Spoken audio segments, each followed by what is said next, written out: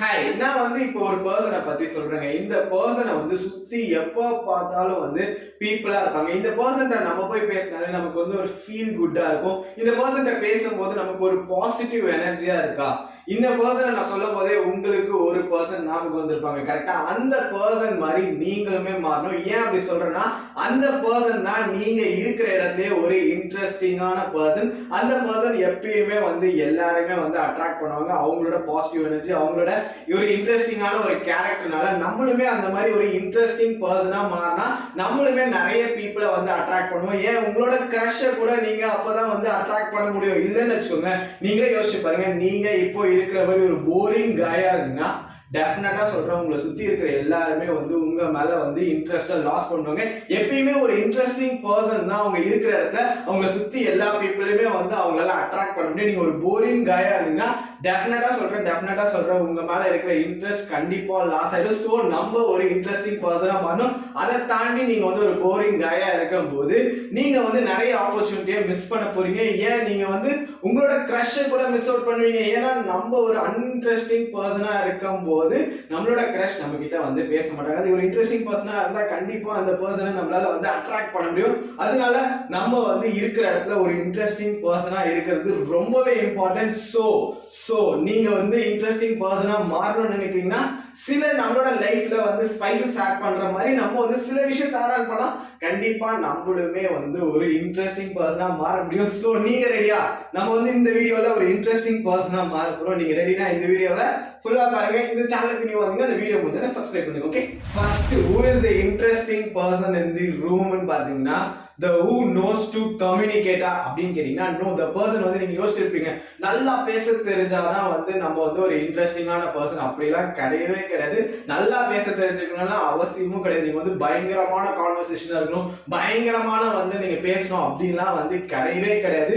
the person who listens is the most interesting person. ஏன்னா நம்மளோட வேர்ல்ட்ல நம்ம மத்தவங்களை லிசன் பண்றதா கிடையாது. ஆனா நீங்க இந்த ஸ்கில்லை வச்சிருக்கீங்கன்னு வச்சுக்கோங்க. நீங்க மத்தவங்க பேசுறத லிசன் பண்ண தெரிஞ்சா மட்டும் போதும்.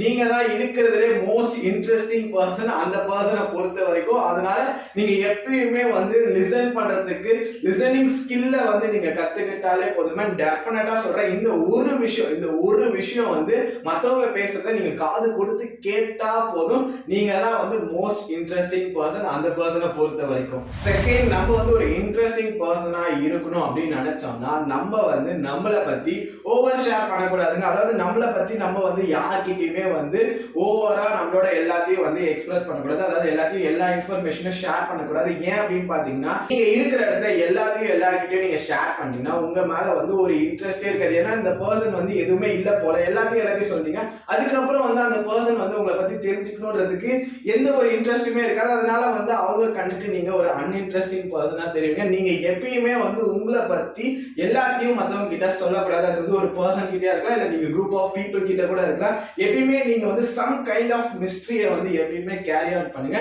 டெஃபினட்டா அப்பதான் நீங்க எல்லாரோட கண்ணுக்கும் எப்பயுமே ஒரு இன்ட்ரெஸ்டிங் பர்சனா தெரியும். என்னப்பா இவங்களை பத்தி எதுவுமே தெரியலையா அப்படின்னு நம்ம எப்ப பார்த்தாலும் யோசிக்கிற அளவுக்கு நீங்க வச்சிருக்கணும். சோ அதுதான் எப்பயுமே நீங்க மத்தவங்க பேசுறதை கேட்கணும். ஆனா உங்களை பத்தி நீங்க அதிகமா ஷேர் பண்ணக்கூடாது. அதிகமான இன்ஃபர்மேஷன் தெரியக்கூடாது.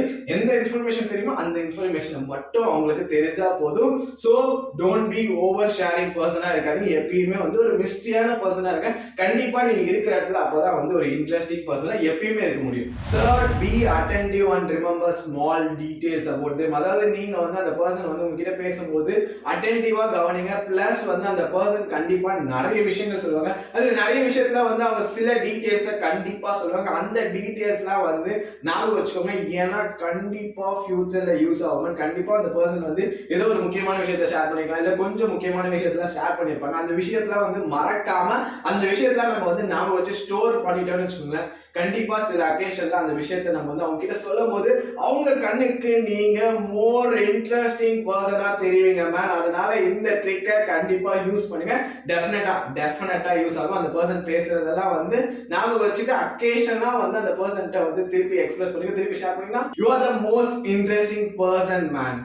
4th, you are in the room. நீங்கள் வந்து ஒரு ரூமில் இருக்கீங்க. அந்த ரூமில் வந்து உங்களுக்கு ஒரு விஷயம் தெரிஞ்சிருக்கு. அந்த விஷயத்தை நீங்கள் வந்து மற்றவங்க கிட்ட சொல்லி தரும்போது ஒரு மாதிரி அரகண்ட்டாக இல்லை வந்து ஒரு சுப்பீரியர் வேலை நீங்கள் அந்த விஷயத்த சொல்லக்கூடாது. நீங்கள் அந்த மாதிரி ஒரு சுப்பீரியர் வேலை இல்லை ஒரு அரகண்ட் வேலை சொல்லணும்னு வச்சுக்கோங்களேன். நம்ம வந்து ஒரு இன்ட்ரெஸ்டிங் பர்சனாக யாருக்குமே தெரிய மாட்டோம். அதுக்கு பதில் வந்து நீங்கள் ஒரு இன்ட்ரெஸ்டிங் பர்சனாக தெரியணும்னு நினச்சிங்கன்னா டெஃபினட்டாக நீங்கள் வந்து ஒரு கைண்ட் அண்ட் பொலைட் வேலை உங்களுக்கு தெரிஞ்ச விஷயத்தை நீங்கள் சொல்லும்போது டெஃபினட்டாக you are going to attract more people in the room. அதனால நீங்கள் உங்களுக்கு ஒரு விஷயம் தெரிஞ்சிருந்துச்சுன்னா அந்த விஷயத்தை சுப்பீரியராக இல்லாமல் ஒரு கைண்ட் அண்ட் பொலைட்டாக மற்றவங்களுக்கு ஒரு இன்ட்ரெஸ்டிங் வேலை நீங்கள் வந்து அதை கம்யூனிகேட் பண்ணிங்கன்னா you are the interesting person in the room man. So the person who is most interesting in the room definitely has this qualities.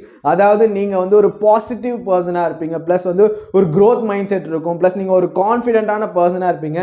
கண்டிப்பாக இந்த 3 விஷயம் உங்ககிட்ட இருந்துச்சுன்னா you are the most interesting person. ஏன்னா எப்பயுமே ஒரு இன்ட்ரெஸ்டிங் பர்சன் வந்து மற்றவங்க கண்ணுக்கு எப்படி இன்ட்ரெஸ்டிங்காக தெரிவாங்கன்னு பார்த்தீங்கன்னா அவங்களோட பாசிட்டிவிட்டி, அவங்களோட கான்ஃபிடென்ஸ், அவங்களோட க்ரோத் மைண்ட் செட், அவங்களோட எந்தூசியாசம், இதெல்லாம் தான் வந்து மற்றவங்க கண்ணுக்கு ஒரு அட்ராக்டிவாக தெரியும். மற்றவங்க கண்ணுக்கு நீங்கள் வந்து ஒரு இன்ட்ரெஸ்டிங் பர்சனாக தெரியும். ஸோ நீங்கள் ஒரு இன்ட்ரெஸ்டிங் பர்சனாக இருக்கணும்னு நினச்சிங்கன்னா எப்பயுமே வந்து பாசிட்டிவாக இருங்க, எப்பயுமே வந்து ஒரு கான்ஃபிடென்ட் பர்சனாக இருங்க. ஸோ இந்த குவாலிட்டிஸ்லாம் உங்களோட லைஃப்பில் நம்ம வந்து ஆட் பண்ணால் டெஃபினட்டாக நம்மளுமே வந்து நம்ம இருக்கிற இடத்துல ஒரு இன்ட்ரெஸ்டிங் பர்சனாக இருக்க முடியும். ஸோ இந்த விஷயத்தை கண்டிப்பாக உங்களோட லைஃப்பில் ஆட் ஆன் பண்ணுவீங்களா? போக போக போக போக நீங்கள் கொஞ்சம் கொஞ்சமாக நீங்கள் வந்து உங்களோட கான்ஃபிடன்ஸ், உங்களோட பாசிட்டிவிட்டி, அதாவது மோஸ்ட் ஆஃப் த டைம் நம்ம வந்து நெகட்டிவ் இல்லாமல் இருந்தாலே கண்டிப்பாக நம்மளால் நிறைய பீப்புளை பாசிட்டிவாக அட்ராக்ட் பண்ண முடியும்.